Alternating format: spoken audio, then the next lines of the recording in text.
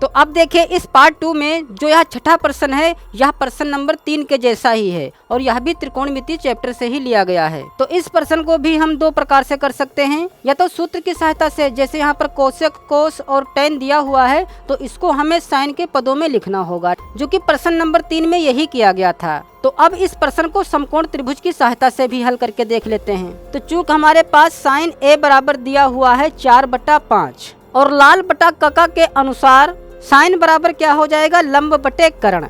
इसका मतलब लंब दिया हुआ है 4 और कर्ण दिया हुआ है 5। तो यदि हम चित्र बनाएं तो चूंकि इस चित्र में जो लंब है वह है BC, तो लंब यहाँ पर 4 दिया हुआ है तो 4 हो जाएगा यह BC और कर्ण का मान है 5 जो कि कर्ण है AC। तो जो यहाँ पर यह भुजा AB बची है तो इसका मान हमें पता करना होगा, जो कि हम पाइथागोरस प्रमेय की सहायता से ज्ञात कर सकते हैं। तो लिखेंगे पाइथागोरस प्रमेय से। तो पाइथागोरस प्रमेय से क्या हो जाएगा, चूंकि हमें AB का मान ज्ञात करना है तो AB स्क्वायर बराबर क्या हो जाएगा, कर्ण का स्क्वायर माइनस लंब का स्क्वायर। तो कर्ण यहाँ पर है 5 तो 5 का स्क्वायर करेंगे तो 25 हो जाएगा और माइनस लंब का स्क्वायर जो कि है 4 तो 4 का स्क्वायर करेंगे तो 16 हो जाएगा। तो 25 में से 16 घटाएंगे बचेगा 9 और हमें चाहिए सिर्फ AB का मान, तो जो यह स्क्वायर है उठकर इधर आएगा तो अंडर रूट बन जाएगा और 9 का वर्गमूल होता है 3। इसका मतलब जो यह भुजा आधार है AB तो इसका मान आ जाएगा 3। तो अब हम कोसेक, कोस और टेन का मान ज्ञात करके फिर उन मानों को इसमें रखकर इसका मान प्राप्त कर सकते हैं। तो लिखेंगे इसलिए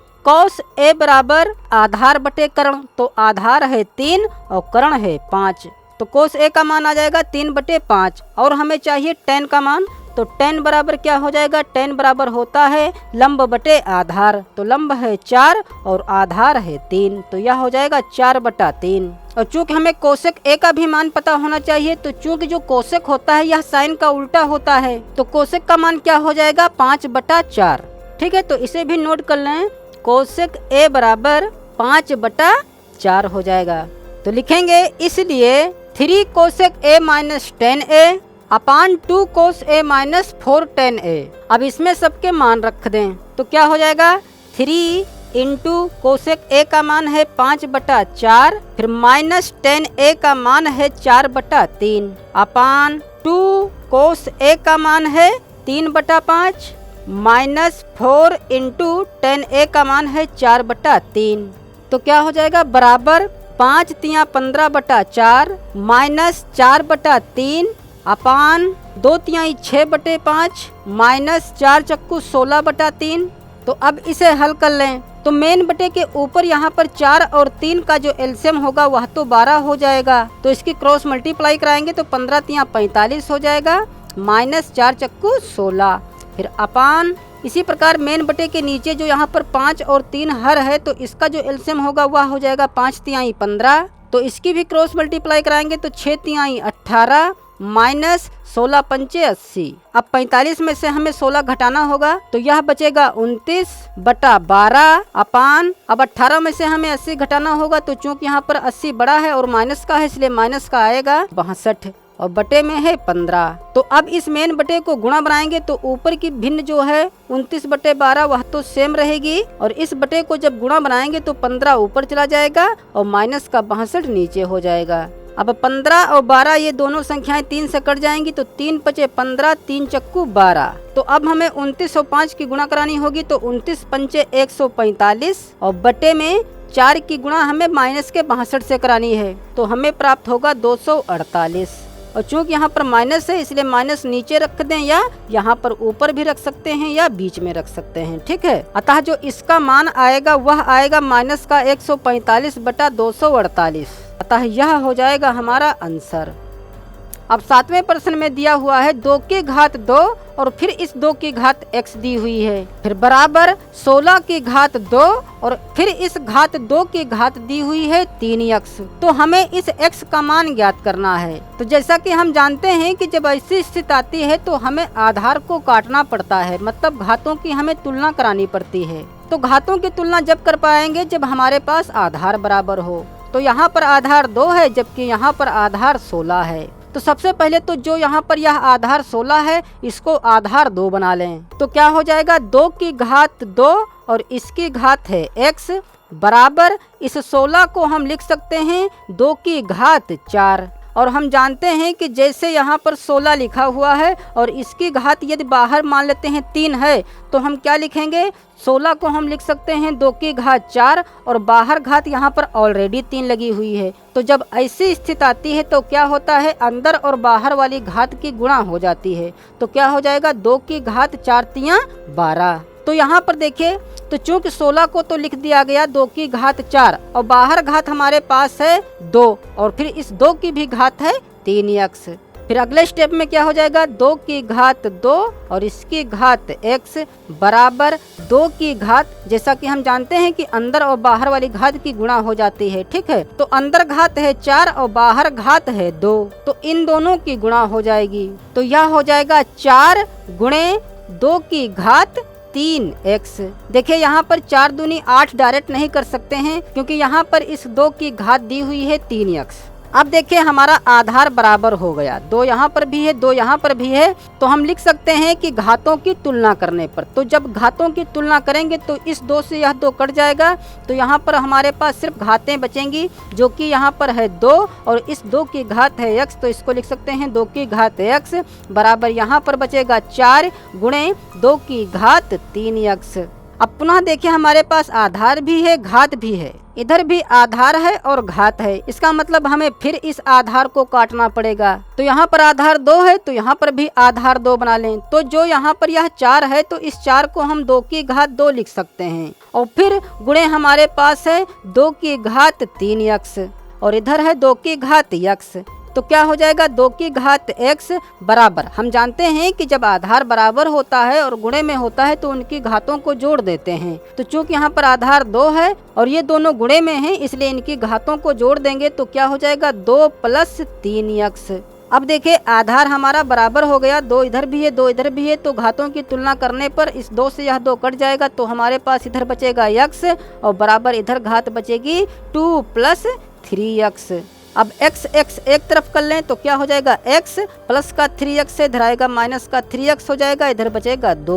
तो x में से 3x घटाएंगे तो माइनस का 2x बचेगा और बराबर इधर है 2। तो खाली x बराबर क्या हो जाएगा, इधर 2 पहले से है, माइनस का 2 उठकर आएगा इधर तो बटे में हो जाएगा। तो यह माइनस हम नीचे भी रख सकते हैं, ऊपर भी रख सकते हैं और बीच में भी रख सकते हैं। तो इस 2 से यह 2 कट जाएगा तो बचेगा 1, अर्थात x बराबर आ जाएगा माइनस का 1 और यही हमारा आंसर हो जाएगा। अभी 60वें प्रश्न में हमें सिद्ध करना है कि साइन 22.5 अंश का मान √2 माइनस √2 अपान 2 होता है।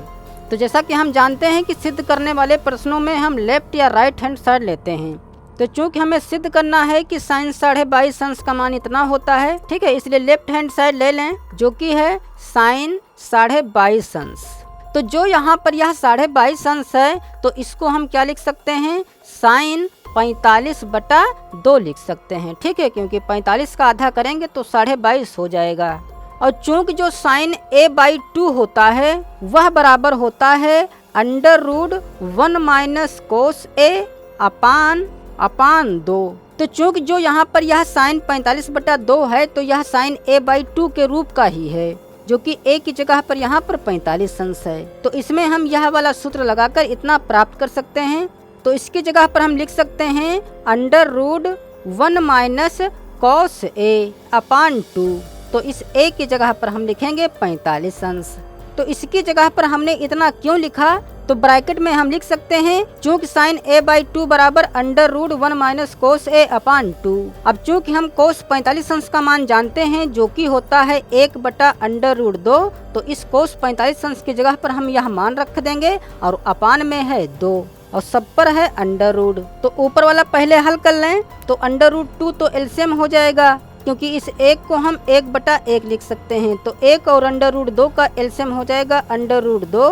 तो √2 अक्कम √2 माइनस 1 अक्कम 1 और सबके बटे में है 2 और हम जानते हैं कि यह 2 पलट कर नीचे ही आ जाएगा क्योंकि इस 2 को हम 2/1 लिख सकते हैं। तो जब इस मेन बटे को गुणा बनाएंगे तो 1/2 हो जाएगा, मतलब 2 जो यह है यह नीचे का नीचे ही रहेगा। तो हम इस 2 को डायरेक्ट यहीं पर रख सकते हैं और सब पर है अंडर रूट, तो यहाँ पर अंडर रूट भी लगा दें क्योंकि जो यह अंडर रूट है यह सिर्फ अंश पर है ना कि हर पर। तो यहाँ पर तो अंडर रूट दोनों पर है, ठीक है, और इस रूप का है भी नहीं तो इस हर से रूट हटाने के लिए हम क्या करेंगे, हर का परिमेयकरण करेंगे ताकि यहाँ से अंडर रूट हट सके। तो क्या हो जाएगा, अंडर रूट 2 माइनस 1 अपान में है 2 अंडर रूट 2। अब हर का परिमेयकरण कर दें तो अंडर रूट 2 की गुणा ऊपर भी करा दें, अंश में भी और हर में भी करा दें, और सब पर लगा हुआ है रूट। तो क्या हो जाएगा, इस रूट 2 की गुणा इन दोनों में होगी, तो रूट 2 की गुणा कराएंगे तो सिर्फ रह जाएगा 2, क्योंकि 2 दूनी 4 और 4 का वर्गमूल 2 हो जाएगा।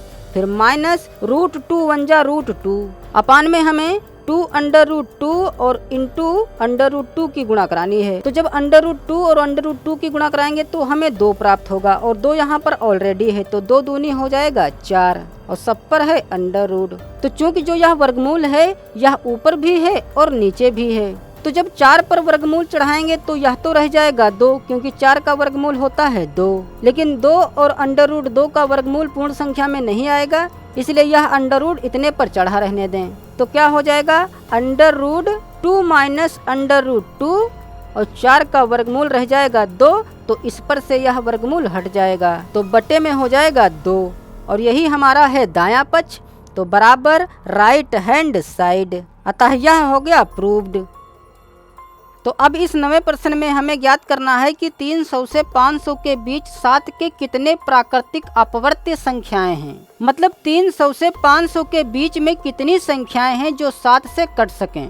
तो लिखेंगे 300 से 500 के बीच 7 के प्राकृतिक अपवर्त्य संख्याएं। तो चूंकि हमें 300 से 500 के बीच 7 की अपवर्त्य संख्याएं लेनी हैं, तो एक तो हो जाएगी संख्या 301, क्योंकि यदि हम 7 से काटें तो 7 चक्कू 28 बचेगा 2, 1 7 तिहाई 21, तो यह संख्या पूरी कट जाएगी 7 से। ठीक है, तो एक तो संख्या हो जाएगी 301।